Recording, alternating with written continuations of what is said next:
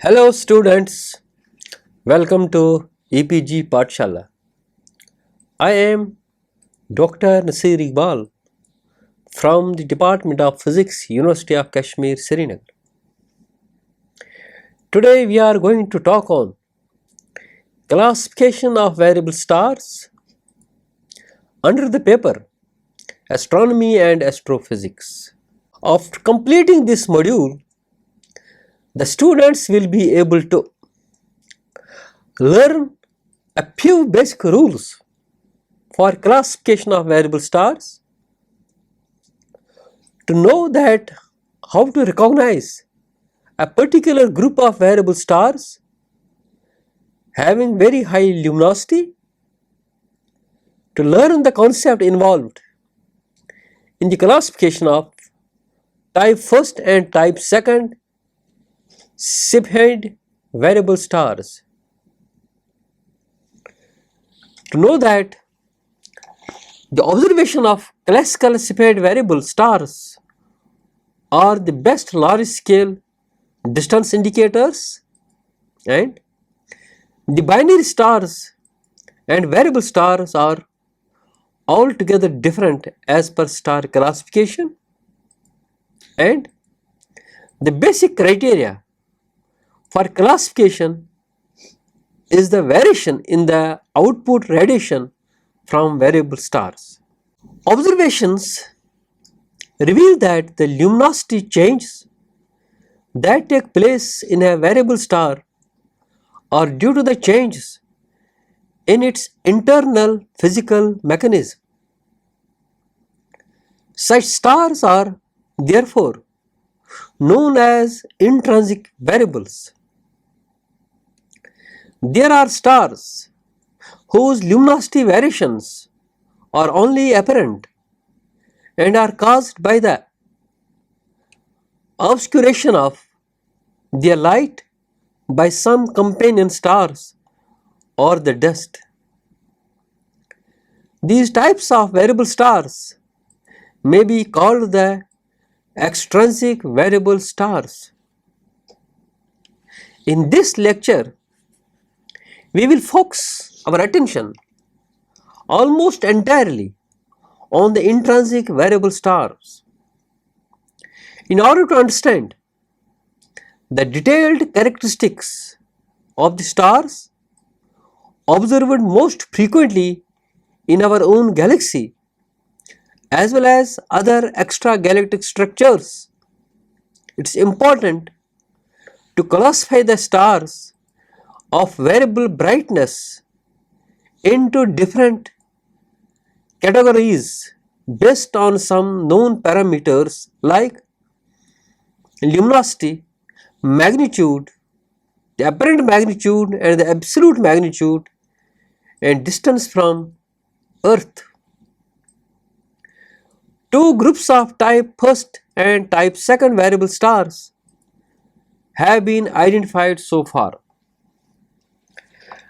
Type 1st group is known as classical Cepheid variable stars, and type 2nd group is simply called the Cepheids. The Cepheids, irrespective of their type, are the best indicators for determining their distances from the Earth. So, let's describe the classification of variable stars. While talking about the classification of variable stars, we will first talk about the extrinsic variable stars. The apparent luminosity of all the extrinsic variable stars keep on changing periodically due to eclipsing of their brightness by some other star or a cosmic object. Binary and some groups of multiple stars constitute these types of variable stars. The real binary systems are physical pairs which describe orbits around their common center of gravity under the influence of their mutual gravitational attraction. Based on their closeness and mutual orientations, the binary stars are further subdivided into three types, namely the visual binaries. They eclipsing binaries and the spectroscopic binaries. Visual binary is a pair of stars whose binary nature can actually be detected through a telescope. This is possible either when the distance of the pair from the Earth is not large or when their mutual separation is appreciably large. For the identification of the individual members of the binary, the angular separation must be greater than 0 degree 50. The period of revolution of visual binaries ranges from about a year. More than 65,000 visual binaries have been so far discovered. There are many binary systems whose orbital planes deviate from the perpendicular line of sight.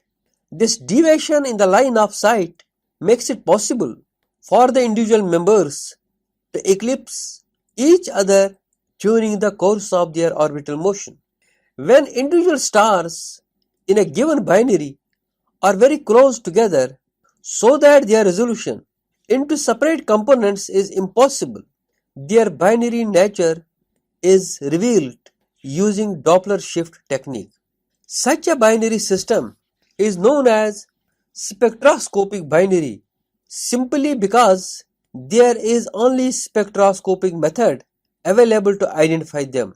More than 1000 spectroscopic binaries have been identified so far by using the Doppler phase shift technique.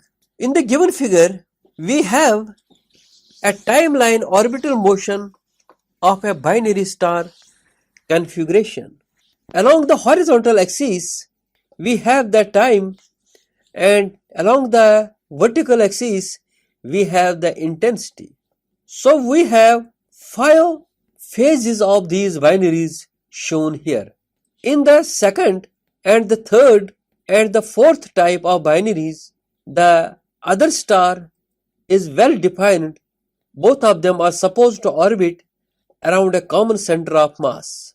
While as in the first one and in the last one, the second star is not visible. But if we see their visibility, it can be found out their visibility is same as what we have seen in the first three, but it is only as per different time periods, depends upon the line of sight. Sometimes they are seen and sometimes they are not. Intrinsic variable stars. The apparent brightness of intrinsic variable stars undergoes a perceptible change only when some physical changes occur in an individually observed star. In other words, the intrinsic variable stars do not necessarily form a binary system.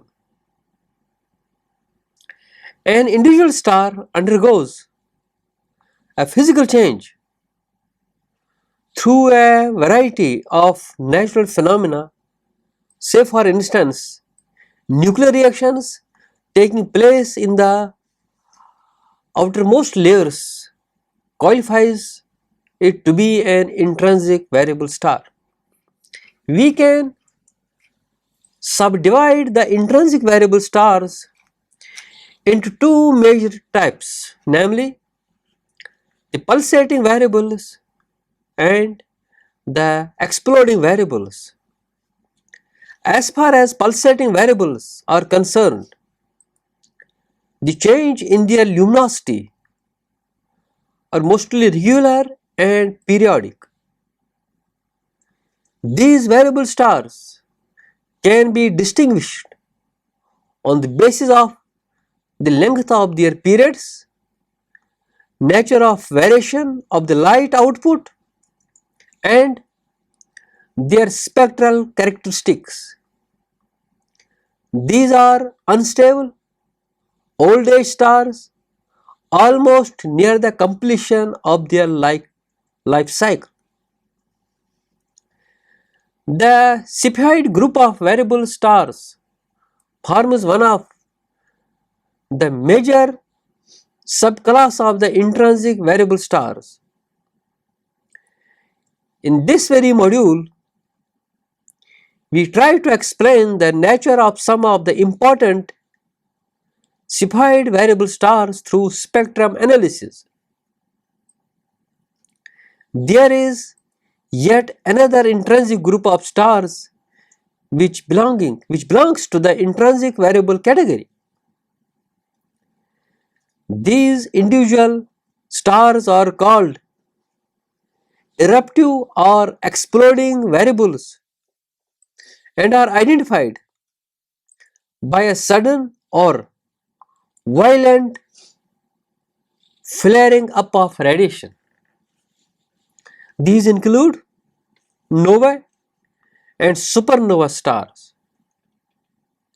Nova stars undergo occasional outbursts, whereas supernova stars are characterized by the violent and continuous outbursts of energy in the form of electromagnetic radiation and mass ejections.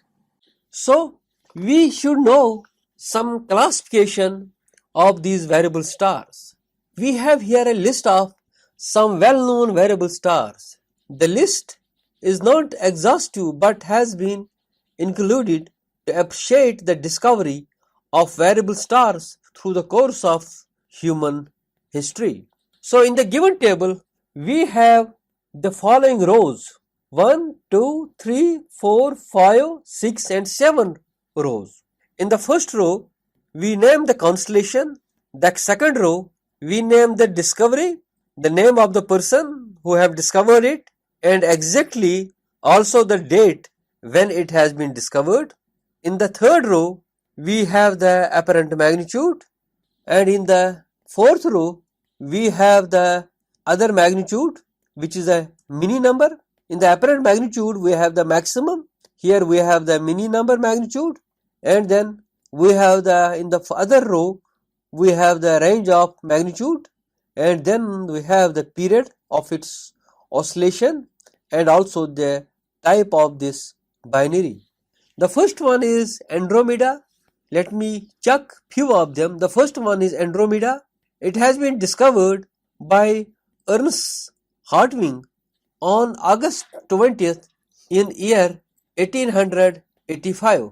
Its apparent magnitude is 5.8 and the mini magnitude is 16. The range of magnitude varies is somewhere in between the 10.2, and its period of oscillation is not shown here, but its type, that which type it belongs to, that is the supernova first. When we talk about the supernovae are usually the final stage of this star evolution. It's important to mention here that in a star evolution we have three stages. The first one is the protostar evolution, means the pre-main evolution. Then the second one is the main sequence evolution, so we call it simply the main stage evolution. And the last one is the late stage evolution, and in the late stage evolution we have even the supernova. But supernovae are of different types. So we have the type 1 and the type 2. So this one, Andromeda, belongs to the type 1 supernova. So the other variable stars belong to different constellations. So are like this: Aquila, Acaris, Auriga, then we have the Capricornus, then we have the Carina, then we have the Cepheus, we have one more Cepheus, we have one more Cepheus, then we have Cetus, then we have a Cancer, one more Cancer, we have Corona, Borealis, we have Cygnus, we have Gemini, we have one more Gemini, we have one more Gemini, and we have Hercules, we have Hydra, and then we have one more Hydra, we have Leo, we have Lyra, we have Orion, we have one more Orion, we have one more Orion, we have Pegasus, we have Pegasus, we have one more Pegasus, we have Pisces, we have Sanctum, we have Serpens, so we have Serpens one more, and we have Taurus, we have Taurus, we have Virgo. Now these are the names of some of the binaries lying in these given constellations. So we have also shown here exactly the date of their discovery with their different kind of magnitudes and also to which class they belong. So this classification just makes us feel that variable stars are exactly varying in the brightness and the magnitude. It's not only that we can have only one kind of variable stars, but we have different types of variable stars illustrated in this very table.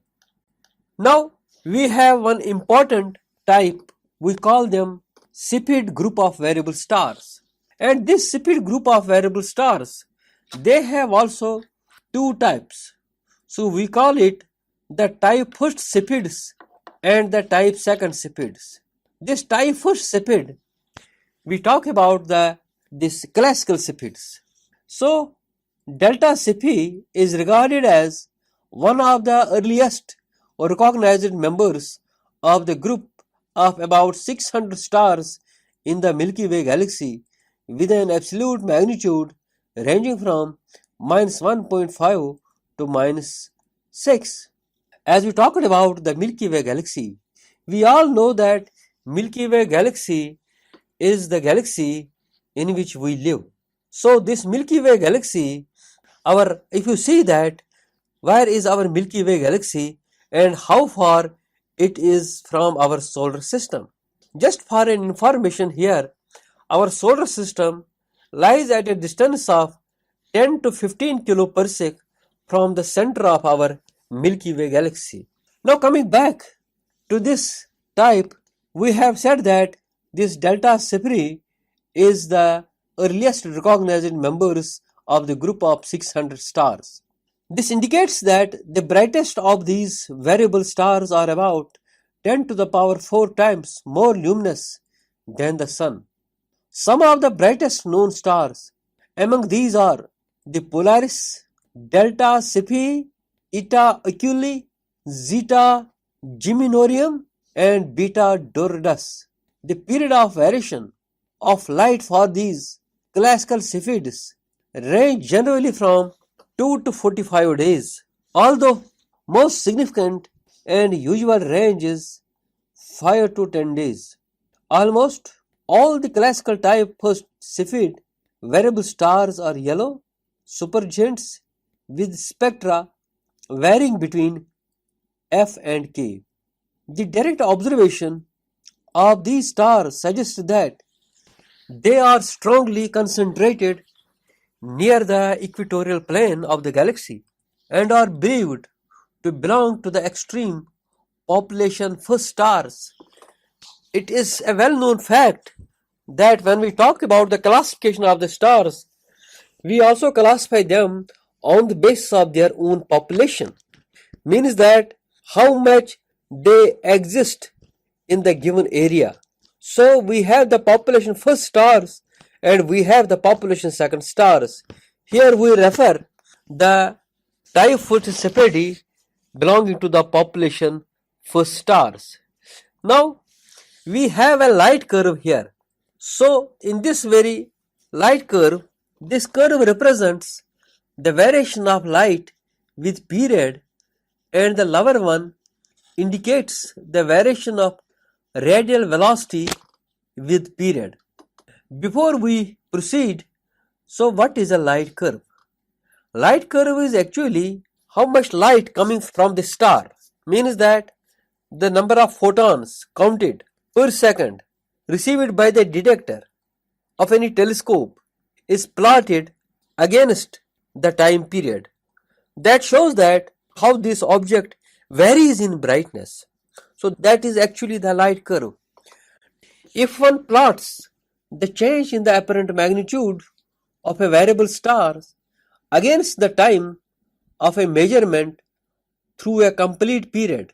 One obtains the curve that is called the light curve of the variable. In one complete period, this light curve changes through one complete cycle, that is, from crest to crest or from trough to trough. Different types of light curves are exhibited by type first classical Cepheids, depending mainly on the length of their periods. Delta Cepheid and its close companion star, with a period between 2 to 6 days, brighten more rapidly than they fade and have very smooth light curves. Eta Aquili and other stars with a period in the range from 7 to 8 days have pronounced hump on the descending branch of the curve. The curve becomes very symmetrical, rising and falling at almost equal rates. So following set of figures show some of the Cepheids having variation of apparent magnitude with periods in days, as we have already explained. Now we have these different kind of light curves showing with different features. All these curves depicted here have been obtained from a very fundamental book on astrophysics that was published by Prentice Hall of India Private Limited. Now finally, the rise to maximum is again much more rapid than decline to minimum in case of the stars with periods much longer than 10 days. This can be easily understood by critically analyzing the spectrum of the Cepheids. This spectrum includes observation of radial velocity variations, which indicate the nature of pulsation mechanism of these stars. The radial velocity variation is found to be strongly correlated with the variation of light curve. The variation in velocity ranges from -20 through 0 to +20 km per second. In any spectra for the type first Cepheid stars, the variation of light and radial velocities are plotted with reference to the period of delta Cepheid. Conventionally, the velocity of approach is considered a negative radial velocity, whereas positive velocities are attributed to the receding variables. The velocity curve is very much like the light curve reflected on a horizontal plane. The maximum for the light curve occurs at a point where the velocity curve reaches the minimum and vice versa. For Cepheids having significantly longer periods, the light curve attains the maximum distinctly before velocity curve reaches its minimum. Some of the important conclusions drawn from the spectra of the Cepheid variables are: number one, the Cepheids exhibit nearly normal FGK class spectra at minimum light. Number two, the spectra type at maximum light usually ranges from F5 to F8. Number three, the spectra at maximum light are not normal. So, classical Cepheids are primarily recognized by the presence of G band. Iron first, iron second lines means Fe first and Fe second lines, and H and K lines. So hydrogen and potassium lines of Ca means the calcium second. At maximum light, a Cepheid may reveal mild nova-like property by exhibiting an extended atmosphere with shell ejections. These ejected shells show the spectra with strong and enhanced hydrogen and metal lines. Now we go to type second Cepheids. Near the center of our galaxy or close to the globular clusters, a group of stars, namely W Viginis stars, is identified with periods in the range from 10 to 30 days. These stars are called type second Cepheids, and their magnitude falls in the range from 0 to about minus 3.5. Their light curves are almost similar to those of type first Cepheids, except that their descending branches fall less steeply.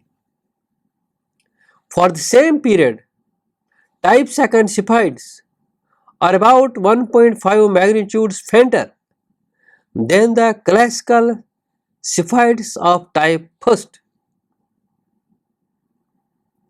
Since both types of Cepheids follow the similar period luminosity relation, therefore we can use them as distance indicators as well.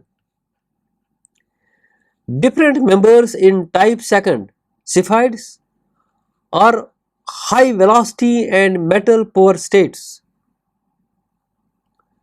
They are therefore considered to be the population second stars, because we usually refer stars as population first and population second stars.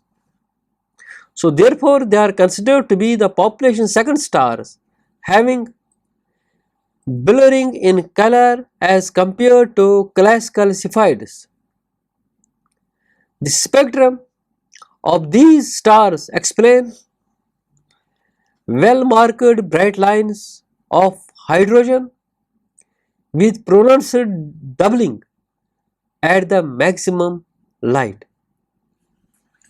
The presence of two concentric shells alternatively rising and falling above the photosphere of these stars suggests that the violent component of CA's second doublet appears at one maximum and the red component at the next maximum. The rising and falling of the photospheric shells gives rise to the formation of the bright lines of hydrogen. The relationship of period to the apparent magnitude for the Cepheid variables in the system, like small and large Magellanic clouds, Andromeda spirals, for example M33, etc., have been investigated by several workers, namely H.S. Leavitt, H. Shapley, and E.P. Hubble. They have considered from the observational that almost all the variables are nearly at the same distance from us, indicating that there is a well-defined relationship between the absolute magnitude and the period of these Cepheid variables. According to H. Shapley, the period luminosity, that is PL curve, for any Cepheid shows how the logarithmic of the period increase as the median absolute magnitude increase. The importance of the relation lies in the fact that it helps in determining the distance scale within and beyond our galaxy. With the help of 200-inch telescope, one can detect the Cepheids at extremely large distances. If we suppose capital M and small m denote the median absolute and the apparent magnitude respectively for a star which is at a distance of r from us. For a given color axis, the following relation is valid for all the Cepheids, that is m minus m. So small m minus capital M is equivalent to 5 times logarithmic of the ratio r by 10 plus 3 times what we called as the color axis. So 3CE. The color axis in this expression is the difference between the observed and color index, and the color index of the star would have in the absence of obscuration and reddening. Beyond our galaxy, type first Cepheid are frequently observed, making them strong possible candidates for the measurement of extragalactic distances. So while using this very equation, having a relation between small m and capital M, we can talk about the color code, that is the color axis can be described. So students, let us see what we are going to learn in this module. The main aim of this lecture has been to classify variable stars in terms of groups identified by type 1 and type 2, means type 1st and type 2nd Cepheids. Type 1st variables are called classical Cepheids, and type 2nd variables are simply called as Cepheids. Subsequently, the apparent change in the brightness of these Cepheids with the passage of time lead to their analysis, rather to call better is lead to their spectrum analysis. We have remained focused with the intrinsic pulsating variables in which changes of luminosity are mostly regular and periodic. The categorization of the variable stars have been done on the basis of the length of their periods, nature of variation of their light, and their spectral characteristics. Thank you.